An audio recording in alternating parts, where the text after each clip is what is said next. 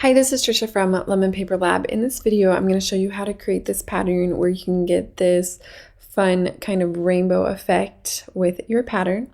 If you would like the design files for this tutorial, be sure to check out my Patreon page where I upload all of the design files for all of my tutorials here on YouTube. If you'd like to support this channel, go ahead and check that out, and I will leave a link to my Patreon page in the description below. To start off with, let's go ahead and create a new document. So we'll click on New File. For this, I'm going to use the dimensions of 1800 pixels by 1800 pixels, resolution set to 300 pixels per inch. You want to make sure Artboards is not selected because we are going to use the Pattern Preview tool and you cannot use it with Artboards. Color mode is RGB color, background content set to transparent, and then just click on Create.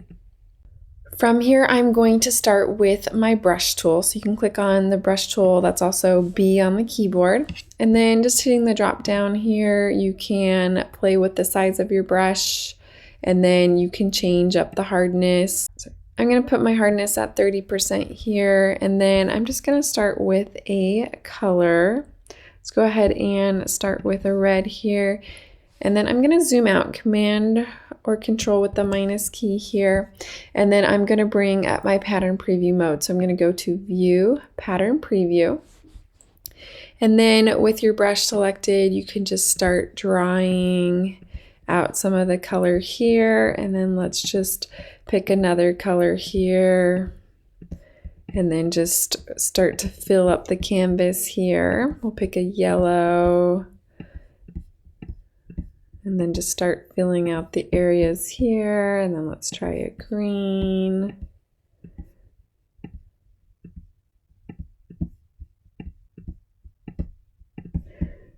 And then I'll just continue to do it. Let's add some pink to this.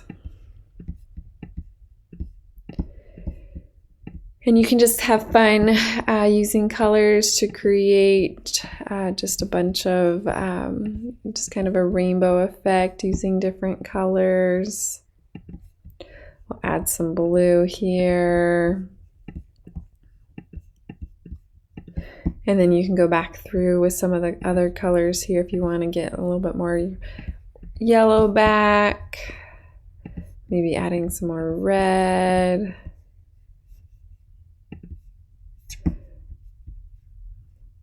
We'll add a little bit more green back in here. And then just a splash of orange. Okay, so once you get a collection of colors here, I'm going to go to Filter, Blur, and then just Gaussian blur here. And then you can play with the radius here just to see how blurred you want it. So we'll go about a little bit more blurred there. We'll go about 53.1 and then clicking on OK. With the pattern preview still open, you're going to go to Edit and define your pattern. You can give your pattern a name, clicking on OK, and then you'll see it pop up here in the Patterns panel. If you do not see your Patterns window, you can go to Window and select Patterns here. So let's go ahead and turn off pattern preview mode. So we'll go to View, Pattern Preview, and we have our image there. I'm going to go ahead and open another document. So we'll go to File, New. This time I'm going to use the dimensions of 900 pixels by 900 pixels. We're going to make it smaller than our previous document here. We'll keep Artboard selected and leave everything else the same, and then just click on Create. Accessing V for the Move tool, and then I'm going to hit D to get my default colors here again. And then I'm just going to create a shape. So let's go ahead and do a diamond shape. So I'm going to go to View, New Guide Layout, because I like working with guides here. So I'm going to just go 4 columns and 2 rows. And then I'm going to get my pen tool, which is P on the keyboard, or you can click on the pen icon here. And then I'm just going to draw out my diamond shape using the guides for help here. And then when you get to this top, you'll notice that circle icon. It means you are completing your shape. Here under fill, I'm going to go ahead and hit no fill. We're going to add a stroke. Going to make it a little bit thicker, so let's go maybe 30 pixels here. And then under stroke options, I'm going to align it to the inside here.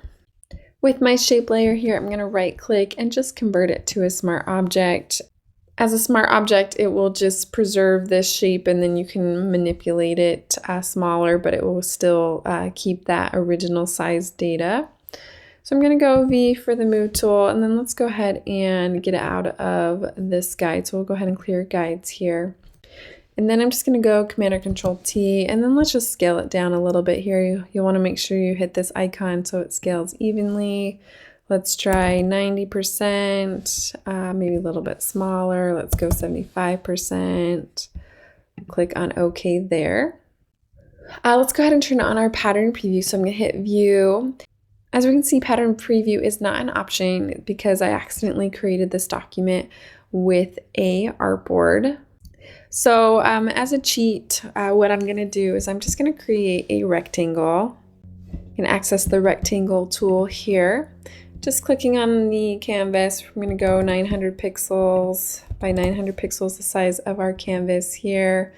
And then we'll just go ahead and center that. So I'm going to go Marquee Tool, M, Command or Control A to select everything, and then V to get my move tool, which just brings up these align controls to align it vertically and horizontally. And then I'm just going to deselect here, Command or Control D. We'll just place that rectangle below that shape. I'm going to select both layers, and then I'm going to right click and convert it to a smart object. I'm going to double click on this smart object here. I'm going to turn off that rectangle. And then with this shape smart object, I'm going to go to View, Pattern Preview, and I can now use the pattern preview within this smart object. So with this shape, I'm going to duplicate it, Command or Control J. And then just with the help of the guides, I'm going to align it to the corner here. And then let's go ahead and save this as a pattern. So I'm going to go to Edit, Define Pattern. You can give your pattern a name and then just click on OK. We'll bring up our Patterns panel here. We see our newly created pattern here. And then we can turn off our pattern preview mode here. Okay, you'll notice that when you turn off the pattern preview mode, it doesn't keep the duplicates in the corner, but that's okay with us. We can just go ahead and hide this layer, and then we'll just save this, Command or Control S, Command or Control W, and then we're just back into our original document here. Let's go ahead and open up a new document to test our two patterns here. So we'll go File, New. This time I'm going to use the dimensions of digital scrapbook paper, which is 3600 pixels by 3600 pixels. Resolution set to 300 pixels per inch, and then RGB color mode, and the background content set to transparent. And then I'm just going to go ahead and click on Create. Let's go ahead and add a background color layer. So let's add a solid color adjustment layer here. For the moment, I'm going to set it as white FFF, and then just click on OK. And then let's add our first pattern. So we have our pattern adjustment layer here. Clicking on OK, and I'm just going to select from my patterns panel. So let's get our diamond shape pattern here. And then let's add one more pattern adjustment layer here. Selecting OK, this time I'm going to select our colors here. And then with this pattern fill layer, we are going to create a clipping mask to our other pattern layer. As you can see, we've created that rainbow effect. Let's go ahead and change this background color. Let's try black, and you can get more of that intense look here when you have black versus white. If I go ahead and turn off this background layer and I wanted to save this as a pattern within Photoshop, I can just go to Edit, Define Pattern, clicking on OK, and it will automatically save a swatch of it based on our two patterns combined. Let's go ahead and turn our background layer on. I'm going to go ahead and just turn off this layer, and then we'll just pick our new swatch here. That way we can scale it if we want to. Let's go ahead and try 50% here if you want it a little bit smaller there. Clicking on OK. Let's go ahead and save this as digital scrapbook paper. So we'll go to File, Export, Export As. Under file settings here, you'll want to change it to JPEG, and then here under quality, you can raise up the quality if you'd like.